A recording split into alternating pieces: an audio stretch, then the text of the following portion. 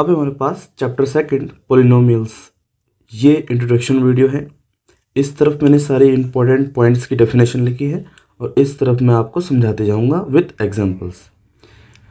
हम अगर किसी पेपर पर 2x+3 लिख दें तो ये एक एक्सप्रेशन होता है, combination of constant and variables connected by some operation.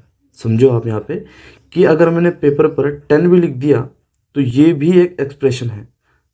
हो सकता है इसमें वेरिएबल्स हो, कांस्टेंट हो और ये वेरिएबल्स या कांस्टेंट किसी ऑपरेशन के द्वारा कनेक्टेड हो, यानी कि एडिशन, सब्ट्रैक्शन। 2x+3 भी एक एक्सप्रेशन है, 7x² - 5 ये भी एक एक्सप्रेशन है, ये भी एक एक्सप्रेशन है। इस वाले एक्सप्रेशन में देखो यहाँ पे x एक वेरिएबल है और 3 एक कांस्टेंट टर्म है। x के आगे जो न्यूमेरिक वैल्यू है 2, ये इसका कोफिशिएंट है। x वेरिएबल के आगे जो न्यूमेरिक पार्ट है इसी को हम कहते हैं कोएफिशिएंट।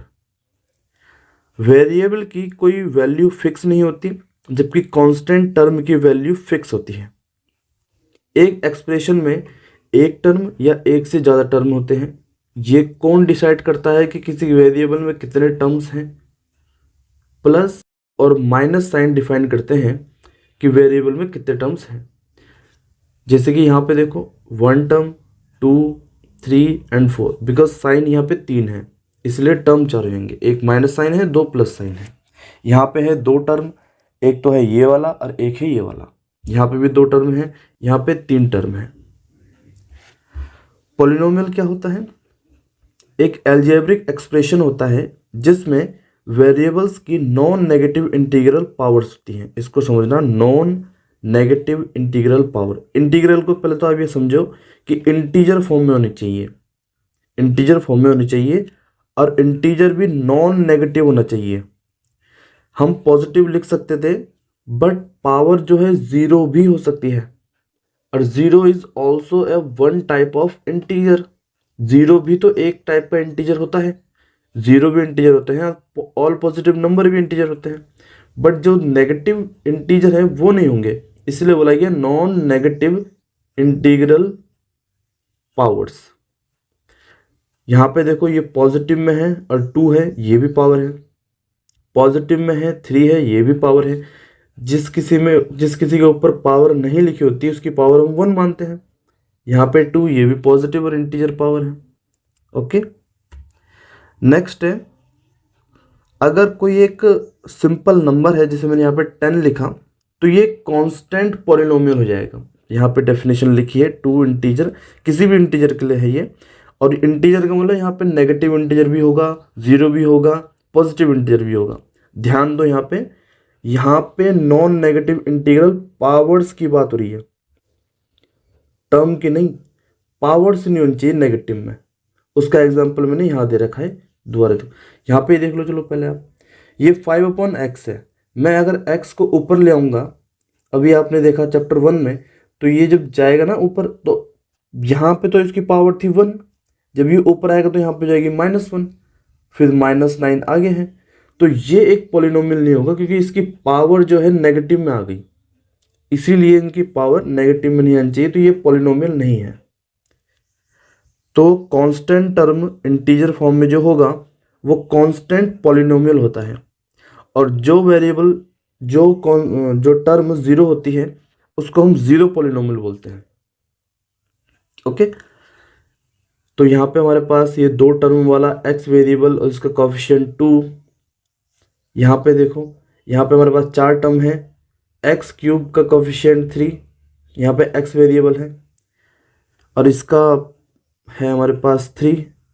अच्छा, यहाँ पे देखो पॉलिनोमियल में पॉलिनोमियल को डिनोट करते हैं इस तरीके से। इसका मतलब क्या होता है? px पॉलिनोमियल इन x वेरिएबल, पॉलिनोमियल इन x वेरिएबल, कि ऐसा पॉलिनोमियल जो कि x वेरिएबल कंटेन करता है।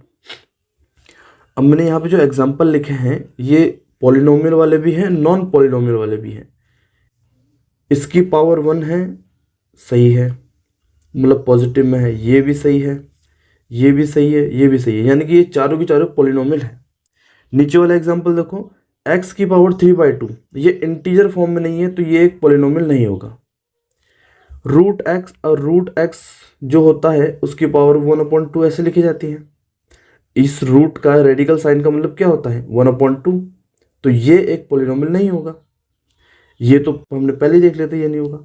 फिर ये है y की पावर 1/3 है, रेडिकल रूट क्यूब रूट नहीं है तो y की पावर 1/3 ये भी पॉलिनोमियल नहीं होगा। ठीक, आगे चलते हैं, हम देखते हैं डिग्रीज ऑफ अ पॉलिनोमियल कि डिग्री क्या होती है highest power of a variable in a polynomial. आप जरा इसी एग्जांपल को समझो, चलो यहीं से समझ लो। ये है पहला एग्जांपल 5x की पावर 8 प्लस 7x की पावर 6 प्लस 6x। इसमें जो डिग्री है, पहले तो आप ये देखो कि इसमें कौन सा वेरिएबल है, x वेरिएबल है, और x वेरिएबल की हाईएस्ट पावर कहाँ पे है, यहाँ पे 1 है, यहाँ पे 6 है, यहाँ पे 8 है, तो 8 ही इस पॉलिनोमियल की डिग्री होगी। Degree is 8। नेक्स्ट वाले में बताओ, नेक्स्ट वाले में डिग्री क्या होगी, इसमें 1 है, इसमें 5 है, तो डिग्री है 5। यहाँ पे है x की डिग्री है टोटल, हाईएस्ट पावर है 1। इस कांस्टेंट टर्म में बताओ कितनी डिग्री है इसकी। देखो यहाँ पे अगर x वेरिएबल नहीं है तो हम यहाँ पे ऐसा कंसिडर कर सकते हैं कि x की पावर 0 है।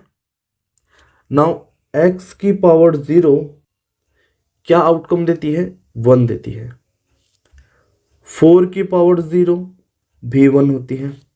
50 की पावर 0 भी 1 होती है। 100 की पावर 0 भी 1 होती है।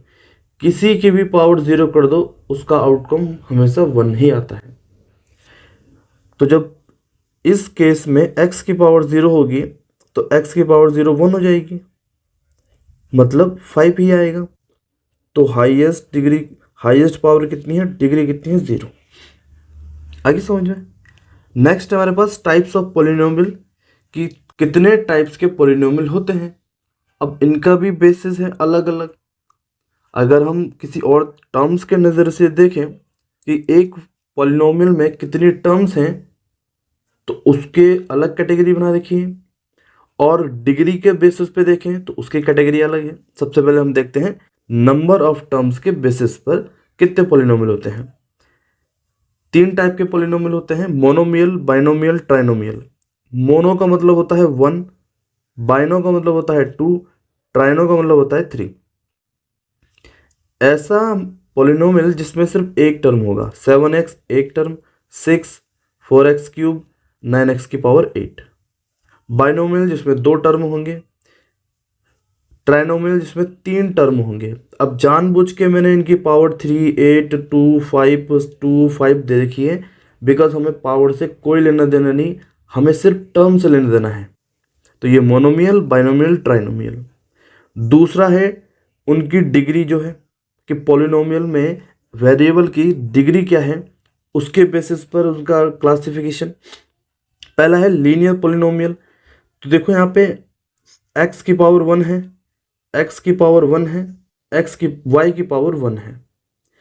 यहाँ पे मैंने 1 टर्म दे रखा है, 2 टर्म दे रखा है, 2 टर्म दे रखा है। तो ये लीनियर पॉलिनोमियल है in respective of their number of terms. Quadratic polynomial, इसमें डिग्री जो है 2 होगी, y की square, x square, y square. Cubic polynomial, इसमें जो है वेरिएबल की डिग्री 3 होगी, इसमें 3 है, इसमें भी 3 है, इसमें भी 3 है। नेक्स्ट है हमारे पास zeros of the polynomial. Zeros of the polynomial हमारे पास है, पहले इसको हम डायरेक्ट समझते हैं।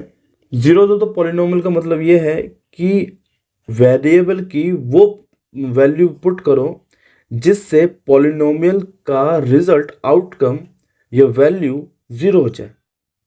जैसे पहला एग्जांपल है P X polynomial in X variable is equal to x minus 5 है। x की ऐसी वैल्यू पुट करो जिससे कि पॉलिनोमियल 0 हो जाए। तो हम क्या करेंगे कि पूरे के पूरे पॉलिनोमियल को ही 0 के इक्वल रख देते हैं। ये जो पॉलिनोमियल था इसी को मैंने 0 के इक्वल पुट कर दिया। भाई इसी की तो वैल्यू मुझे 0 के इक्वल लानी थी। समझ रहे हो नहीं समझ रहे हो आप? इसी की तो वैल्यू मुझे 0 के इक्वल लानी थी। अब क्या करेंगे कि -5 को इज इक्वल टू के RHS में भेज देंगे, ये हो जाएगा +5। यानी कि अगर मैं x की वैल्यू इस पॉलिनोमियल पे पुट कर दूं जो कि 5 है, x की वैल्यू जो 5 है इस पॉलिनोमियल में पुट कर दूं तो इस पॉलिनोमियल का वैल्यू 0 हो जाएगी। रखते हैं 5 - 5, ये x था, ये हो जाएगा 0, हो गया। और ये बहुत छोटा क्वेश्चन है, बड़े क्वेश्चन भी होते हैं इसमें, स्क्वायर क्यूब सब में अप्लाई होते हैं ये। यहाँ पे है py = y² - 4, इसको भी रख दो, y² - 4 इज इक्वल टू 0 रख दो, y² इज इक्वल टू -4 उस तरफ आ जाएगा, ये हो जाएगा +4। अब यहाँ पे हम दो तरीके से कर सकते हैं इसको, एक सिंपल तरीका ही देख लेते हैं फिलहाल। ये y³ जो स्क्वायर है इस तरफ जाएगा तो स्क्वायर रूट हो जाएगा। अब यहाँ पे y की दो वैल्यू आती है, पहले आप यहाँ समझो। 2 का स्क्वायर कितना होता है? 4 होता है। -2 का स्क्वायर कितना होता है? ये भी 4 होता है। कहने का मतलब ये है कि अगर मैं 4 का स्क्वायर रूट करूंगा तो मेरे पास +2 भी आ सकती है वैल्यू, -2 भी आ सकती है वैल्यू। तो यहाँ पे यही है कहने का मतलब कि √4 की दो वैल्यू होगी, एक तो होगा +2, एक होगा -2। और जहाँ जितनी डिग्री होती है उतने ही जीरोस हमारे पास आते हैं। अगर यहाँ पे क्यूब होता तो यहाँ पे 3 वैल्यू आती। अगर किसी एक पॉलिनोमियल में किसी की वेरिएबल की डिग्री 4 है तो उसके 4 0 होते हैं। नेक्स्ट टॉपिक है हमारे पास polynomial in more than 1 variable. एक से ज़्यादा पॉलिनोमियल है, एक से ज़्यादा वेरिएबल है किसी पॉलिनोमियल में, और सिर्फ ये समझना है हमने, इसको सॉल्व नहीं करना, ये हमारे सिलेबस से बाहर है। तो इंट्रोडक्शन वीडियो यहाँ पे कंप्लीट होता है। अगर आपको क्लास 9th की कंप्लीट मैथमेटिक्स का कोर्स पढ़ना है तो मैं इसी चैनल पर अपलोड करूँगा, भारतीय शिक्षक यूट्यूब चैनल पर। इस चैनल को सब्सक्राइब कर लीजिए और अगर वीडियो लेक्चर्स आपको अच्छे लगते हों तो लाइक भी कर दीजिए। Thank you so much.